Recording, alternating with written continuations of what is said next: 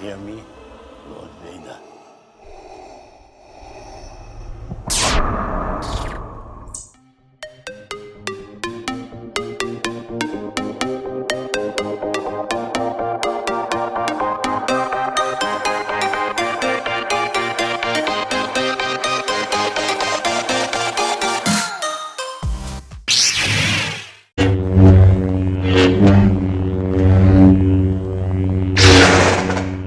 Welcome back, everyone. What's up? It is DW Darkwing Dad bringing you the final installment, the part 3 of this guy right here, Vader. So this is the final installment of my Vader build, of the whole process we got to get this. You know, we last left off with a couple different segment videos of me sanding and prepping the different products I use, things like that. What we're digging into in this video is we're going to go over painting, putting on the breathers, installing the eye, some of the little extras I did electronic-wise, putting this whole thing together. There were a few things I changed up on the fly, a couple last-minute additions, but overall, I really think it made for an awesome build that I'm really proud of. You can see just here from this face how crisp and clean and just how glossy it looks. A lot of work went into this one, but it's definitely a unique piece. It's my own touch, my own spin on Vader. I think it looks awesome. Hope you guys enjoy the video. So what we're gonna do is we're gonna pick up where we left off and get right into painting, so come check it out. All right, so my weapon of choice in this build were duplicolor paint shop paints, and I'm all out of the black because I use it all. I do still have some clear left over. I use these. These are lacquer based, okay? The reason why I like these is they are pre-mixed. You don't have to add any hardener. You basically, pop these tabs off, pour it in your gun, spray, and you're good to go. Majority of people that I see anyways on the forums and the pages, they use rattle cans or they use most commonly acrylic enamel. Acrylic enamel is a lot different than acrylic lacquer. Acrylic enamel, basically, it's more durable, but it's harder to work with. That's why whenever you use aerosols, one of the reasons why you get a lot more orange peel than say lacquer is because it has a different curing process, and it is just harder to work with the way it's composed chemically, okay? Lacquers are a lot different. They dry a lot faster. They're just not as finicky. However, they're not as durable. This being a display piece though, I didn't care. So most older cars were, that painted in the 60s, 70s, and 80s, they used all lacquer, and that's why their paint looks like garbage, because it's not as durable and it doesn't have as many UV inhibitors, whereas acrylic enamels do. If you were building a piece that was going to be outdoors a lot, or you were going to wear it a lot, you'd probably want to go the acrylic enamel route. However, because I knew this piece was going to be hung on a wall, it's not going to be touched. Lacquer buffs and cuts, you get an unmatched gloss with lacquer when you buff and cut it, and that's the route I'm going to go on this. So that's why I laid lacquer down. It's a little bit easier to work with. You can just kind of spray and go. A lot more orange peel and things like that in the acrylic enamel versus the lacquer. So that's why I went with that. This stuff is great. It's pre-mixed, ready to go. If you're dealing with humidity, things like that, this stuff is going to lay a little bit easier. However, keep in mind you are going to want to buff and cut this because it will not be it won't have its full potential of gloss. So after you buff it and cut it, it is going to be unmatched with the amount of gloss it's going to have. So easy to get. You can even get these at AutoZone. I'll leave a link for this, but I went with the gloss black and the gloss clear, several coats, but overall, this is what I went with.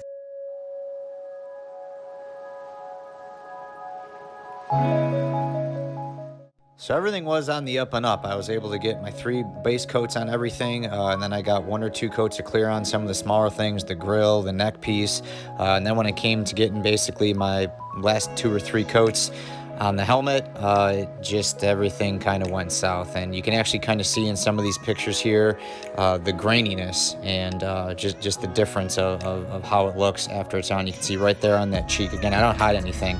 The humidity absolutely killed it. Like, look how dull this piece looks here. Like, there's just no sharpness in the model at all. It was so humid. I probably had, I kid you not, 85% humidity. I was trying to get it knocked down. It was still probably around 70, and that's detrimental to clear, So I ended up wet sanding everything. So everything started getting wet sanded here, doing the whole face and everything. It really was aggravating to say the least, because I would wet sand the whole thing, thinking I was in the clear, and then try to control the humidity, and then I would respray it. It looks a little bit better there in that picture, but ultimately this guy was just giving me a battle. I did get some decent results though. You can see right here, this is after a couple stages of wet sanding and respraying. It's not as bad, but there's still a little bit of that graininess there. I didn't like that, so I knew I had to buff and cut this thing. It just was not gonna look the way I wanted to without wet sanding the whole thing and buffing and polishing it. So I basically went ahead and took the whole thing apart, took the breathers off, disassembled everything, and got into wet sanding. Down here you can see it too. The dome is it's very glossy, but there were some areas you can see right here how there's a run, because when I came up with the gun, there was like this overhang with the tent and it kind of got in the way of the gun. And it's hard too because I have a hose attached. There's runs, there's not a ton of overspray. Here's the other one, and that's because, like I said, when I came up here, I couldn't flow all the way over with the gun. There was restriction. I really need a bigger tent is really what I need, but the hose attached to the compressor was kind of giving me issues too. So this, I'm not worried about. This will clean up really good. This did turn out pretty good just because it's a smaller piece. It's got really nice gloss. There's really not a lot of overspray on it. And then obviously the other mouthpiece turned out really good.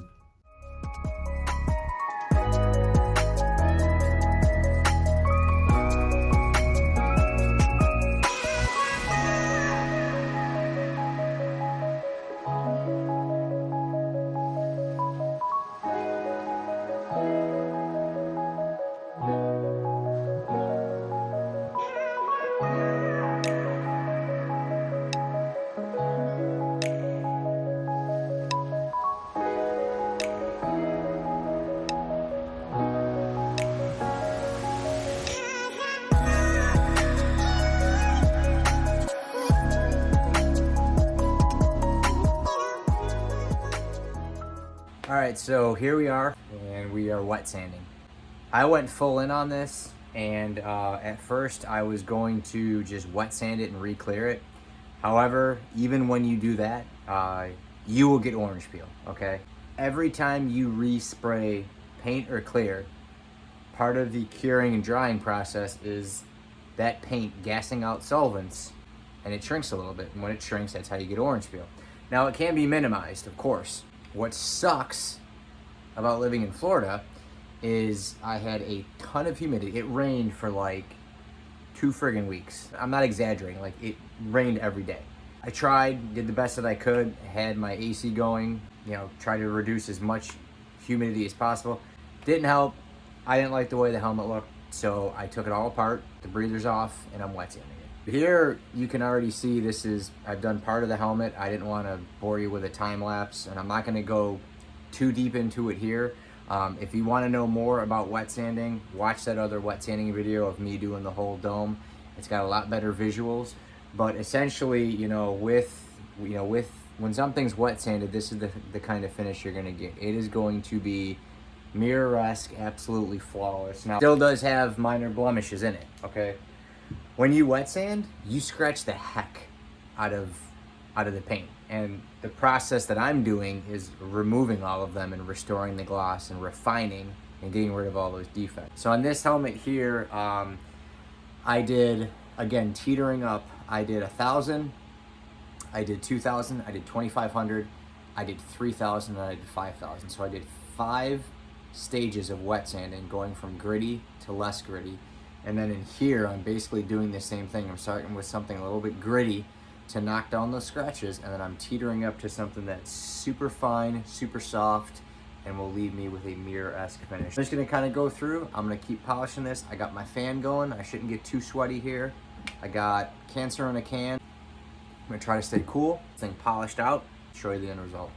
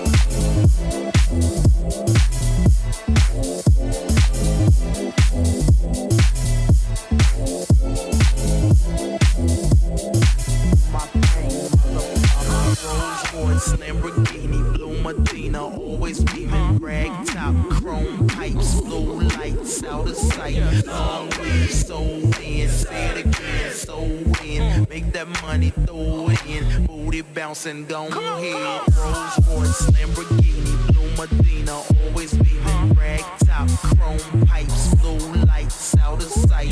Long weed, sold in, say it again, sold in. Make that money, throw it in, booty bouncing, go ahead. Rolls Royce, Lamborghini, blue Medina, always beaming, rag top, chrome pipes, blue lights out of sight. Long weed, sold in, say it again, sold in. Make that money, throw it in, booty bouncing, go ahead. So next was time to do the eyes, and basically what I used was a tinted visor or a tinted COVID shield. And all I did was cut a small piece out, kind of wedged it in place. And what's nice about these shields is they have a thin film on them. So I just made a template with Sharpie. I kind of wedged it in place, seeing the outline of the eyes, mimicked that outline, and then cut it, checked for fitment, trimmed it where I needed to, and then when it was a good size, I peeled the film off and then just hot glued it in place. I do have a full tutorial on this, so if you want to know a little bit more about it, just check out the video on my channel that's labeled How to Install Vader Eyes.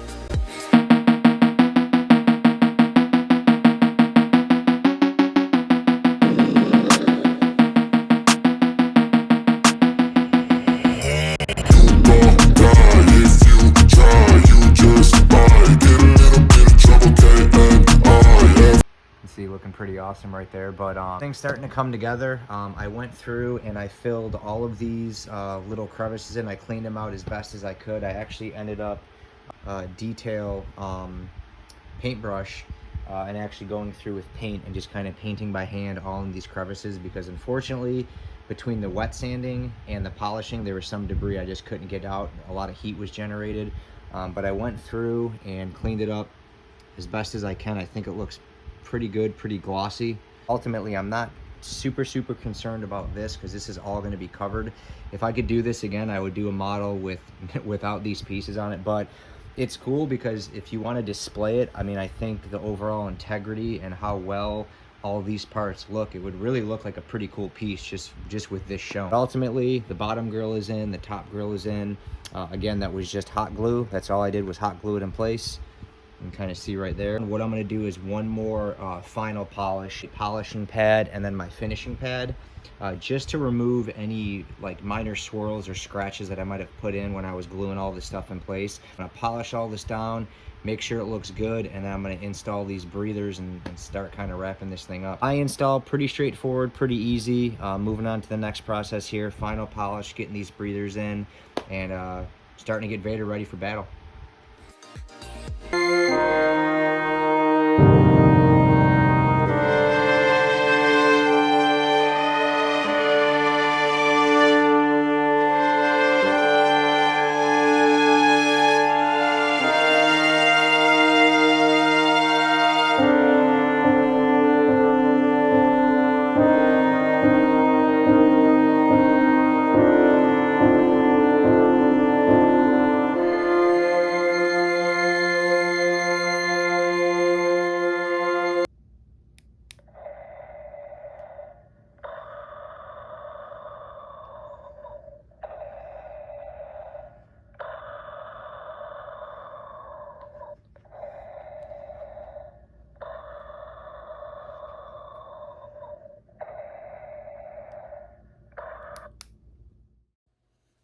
So you obviously seen from that clip there, of course, I added my own little custom touch to Vader there with some red LEDs and the breathing sound.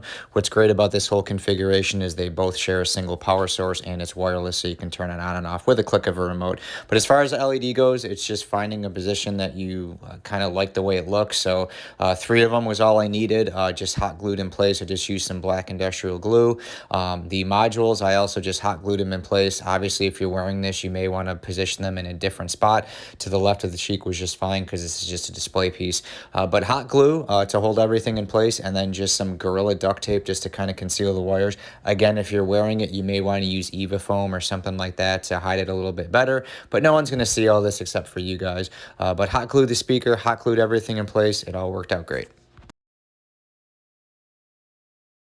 All right, so the electronics in Vader, it's nothing crazy. It's pretty simple, but I do have just some minor cleaning up to do. I'm gonna put some zip ties on here just to try to keep this somewhat clean. Put this battery pack on here, and it is held on with a magnet, so that way if the batteries ever do die, it's nice and easy to take off of the back side of the battery pack here, and then there's another magnet there, and it just kind of sits in place there. What we have is a wireless switch, RF switch, and a sound card, and I recorded the Vader breathing on that sound card. It's triggered by the wireless remote, and it obviously sends sound to that little speaker there. Put those LEDs in there just to give it a little bit of an extra touch there, and then when you want to turn it off, everything shuts off. It's got a small little hard drive on there. It will not erase what is on there. I actually disconnected these batteries, completely disconnected them, left them off for about 3 days just to make sure, and hooked the batteries back up, and it did not delete the memory. Once you have it recorded, I just turn it on there, and this will loop through. It'll keep playing. I'll explain what I did here. I have a small diagram where I'm going to show what I did. All right, so here's just a quick diagram of what's going on inside of Vader. I figured I'd write it out for you. What we have is we have our power source, and what I used is 2 of these little AAA battery packs. So there's just 2 of those in there, and I just hot glued them together, and I wired them in what's called series. Each of these battery pack, you have a positive and a negative. Duh. What we have to do is we need somewhere between 5 and 6 volts for everything to work copacetic. This runs off 12 volts, but it can't throw 12 volts to this because it would fry it up. So we have to find a happy medium. So 6 volts was actually the perfect amount to get 6 volts. In each of these packs, we have 3 volts because each one of these batteries are 1.5 volts. We have to run this in what's called series, where basically what we do is we actually take one of the positive or negative, whichever you want, one of the leads from one battery pack and connect it to the opposite. On one battery pack here, we basically have a positive going to a negative. That's what this wire is doing right here. It's the negative off this going to the positive on this, and then the positive is going to the wireless switch, and the negative is going to the wireless switch, the positive and negative terminals. What we do by connecting a positive to a negative, we're running everything in series, so we're increasing the voltage to 6 volts. If we just connected the positive to the positive and the negative, it wouldn't increase the voltage. Taking the positive lead from one pack and connecting it to the negative on the other, this is all running through series, so it's basically running like a flow. It's all flowing through, so it increases our voltage to 6 volts. Positive lead off one battery pack and the negative lead off the other pack, and run them to the positive and negative. That does not change, so you still hook that up the same. Basically all you're doing is you're just daisy chaining 2 terminals together to get yourself 6 volts, which is very easy. It has an in and an out. So we have our voltage output going to our voltage input. Now it has power, and then the voltage output is going to go to the voltage input on the sound card. We'll do a separate video that shows how I basically set this whole sound card up, how I recorded the voice and everything. It's very easy. All you have to do is run power to it. There's record and play buttons, and like I said, I'll do a more thorough video on how to do this. There are some jumpers that you have to do to have the sound constantly loop after you record it, but then it just has a small plug right there, that white plug, and that just goes right to the speaker. So that's really all it is your power source ran in series, ran to the wireless remote or controller, whatever you want to say it. That sends power to this, and then that plays the audio.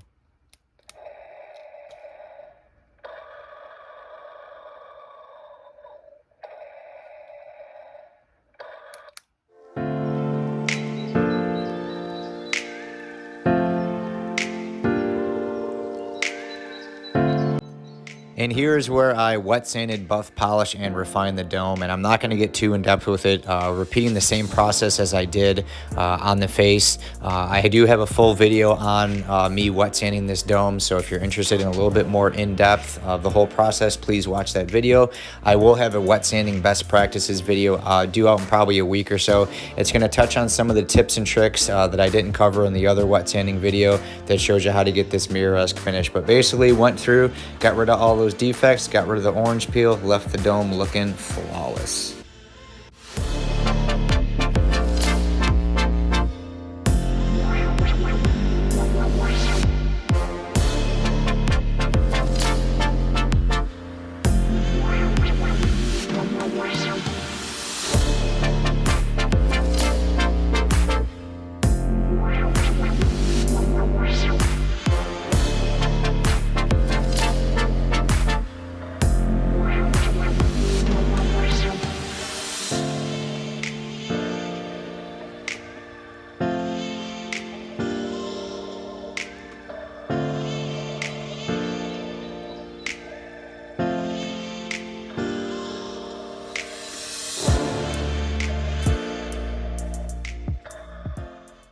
And that is it, ladies and gentlemen. That is the final bit and the final segment. That is a wrap on Vader. I gave everything I could on this build.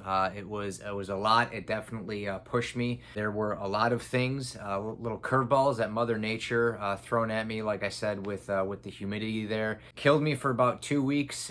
Went on, put my big boy pants on, and just wet sanded the whole thing. And like I said, ultimately, it really left with an awesome piece. I've gotten a lot of great compliments on it. I thank each and every one of you for all the nice compliments. Obviously, this was a big build. There were multiple different segments. A lot of you guys seen teasers of it because I did the separate eye video and the wet sanding video. So a lot of this you guys already seen, but it's kind of cool just to give you a little bit more snippets of some of the work that went into it. Hopefully the tips that I gave you on this build help. Just little things like screwing the side breathers in, and just the wet sanding, the painting, the eyes. Like I said, a lot of things I just kind of did on the fly. A lot of effort, a lot of time, but in the end, it really looks great, and I think that's all that matters. For all my viewers and subscribers, thank you so much for watching this video. Any and all recommended products I have for the video, I will leave links in the description. I am an Amazon affiliate, so if you do enjoy the channel and you like to support what I do and support me, go ahead and click those links and purchase anything that you may need. I do get a small kickback, and I really do appreciate any support from the channel. It really does help me do giveaways and do other things and just have time to make videos that hopefully help you guys. If you're not a subscriber of the channel, please go ahead and click that subscribe button. I will have a lot more content in the future. Let me know what you think of the video. Like I said, by leaving me a comment. If you are on the Discord, feel free to drop me a line on there. If you're not on the Discord and you're looking to join a great network with a group of great people that just help each other, go ahead and join the Discord. I do have that other video up. So if you're looking to join DW's 3D printing network, go ahead and join that. Bunch of great guys, bunch of just great information getting shared back and forth, different projects, things like that. So it's definitely a cool little network that we got going on. And that, just like this channel, continues to grow. That's it, guys. I am done. Here's one last look of Vader, looking awesome. I'll leave you with the most haunting sound in all of the galaxy. But really, guys, thanks for joining me in this journey, watching all the builds and the progress of Vader.